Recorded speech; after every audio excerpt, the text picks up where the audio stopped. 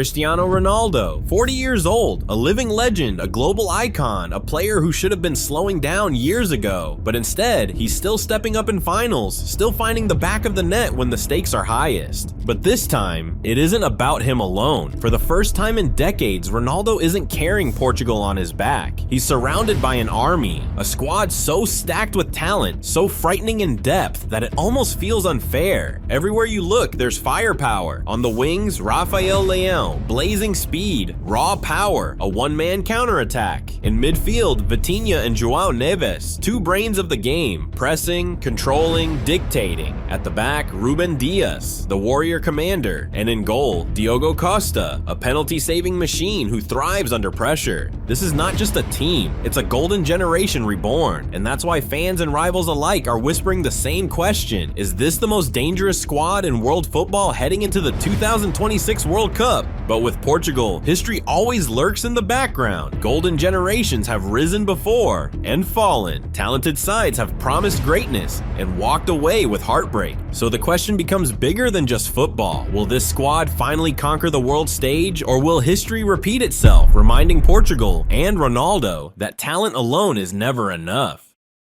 The warning from history. Portugal have always had talent, but talent doesn't always deliver trophies. Take Euro 2000, Luis Figo, Rui Costa, João Pinto, world beaters on paper. They shocked England with a comeback for the ages, but they fell to France in the semifinals. Even in Euro 2012, with Ronaldo at his peak, they couldn't get past Spain on penalties. For Portugal, talent has always been there, but history reminds us, tournaments are about mentality, unity, and timing. The proof in 2016. Ironically, Portugal's greatest triumph didn't come with its most talented squad. In 2016, they weren't favorites, they weren't glamorous, but they were disciplined, stubborn, and relentless. And when Eder's thunderbolt flew past Loris in the Euro final, Portugal lifted their first ever major trophy. It was a lesson the golden generations before them had to painfully watch. Teamwork beats talent. The 2025 Nations League, a new statement. Fast forward to 2025, a semi-final against Germany, a final against Spain. This wasn't just another test, it was a dress rehearsal for greatness.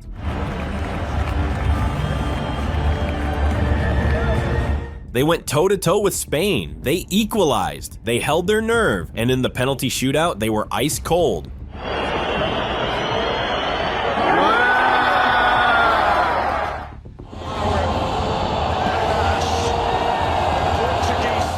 That trophy wasn't about prestige, it was about belief. This squad can win together.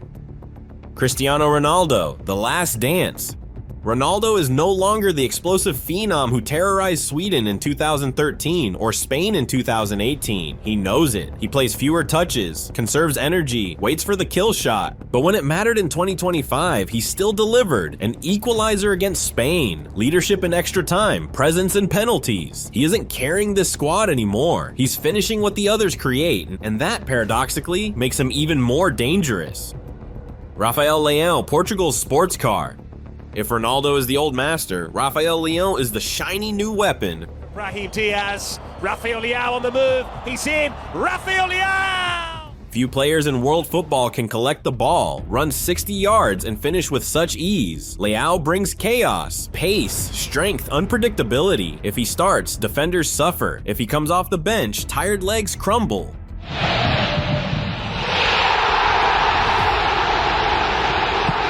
Portugal don't just have Leão, they have depth behind him. Francisco Conceição, Pedro Neto, a rotation of weapons-wide players would envy.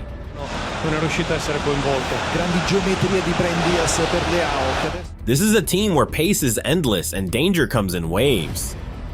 The midfield, brains and bite. The engine room might be the scariest part. Vitinha, slim build, big control. He dictates tempo, presses relentlessly, and breaks lines with perfect timing. Next to him, João Neves adds bite, aggression, and the dirty work that makes superstars shine. And then there's Bruno Fernandes. No longer burdened as the lone creator like at Manchester United, he slots in as a lethal cog, arriving late, threading through balls, and punishing mistakes. For the first time in years, Portugal's midfield looks balanced, flexible, and built for tournaments. Nuno Mendes, the weaponized left back.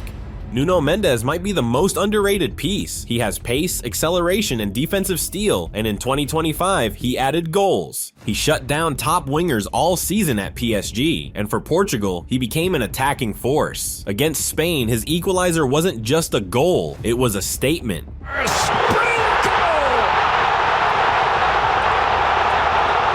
Pair Mendes with Leão on the same flank, and it's unfair. One overlaps, one cuts inside, both rip defenses apart. The back line and beyond. At the back, Rúben Dias anchors everything. He's the leader, the warrior, the organizer. Around him, young defenders like Gonçalo Inácio bring composure and progressive passing. Behind them, Diogo Costa might be Portugal's secret weapon. Remember Euro 2024? 3 penalties saved against Slovenia in a shootout. Tournament football often comes down to these moments, and Costa thrives in them. Goalkeepers win you tournaments. Portugal finally has one of the very best. Why Portugal 2026 is different. This isn't just another talented Portugal team. This one has depth in every position. It has experience winning together. It has young stars hungry to prove themselves and a legend willing to play smarter, not harder. They can play on the break with Leão's speed. They can control with Vitinha and Neves. They can grind with Dias and Costa. They can still rely on Ronaldo for the moment of destiny. Most importantly, they finally look like a team. Call them talented, call them dangerous, but the truth is, Portugal 2026 might just be the most complete squad in world football.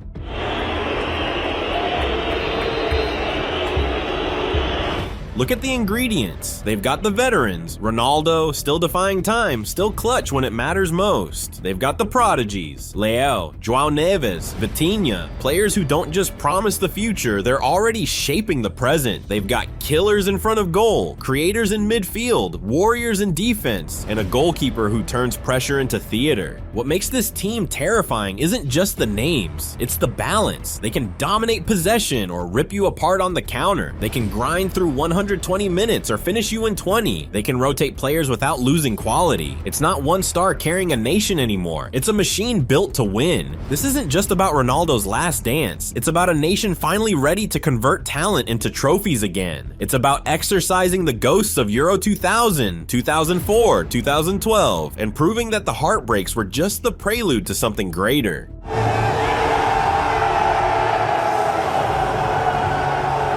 When those red shirts gather in 2026, they'll carry not just the weight of expectation, but the belief that this is their time. The veterans know it, the youngsters feel it, and the world fears it. So what do you think? Is this the most dangerous squad in world football? Or will history remind us again that nothing is guaranteed?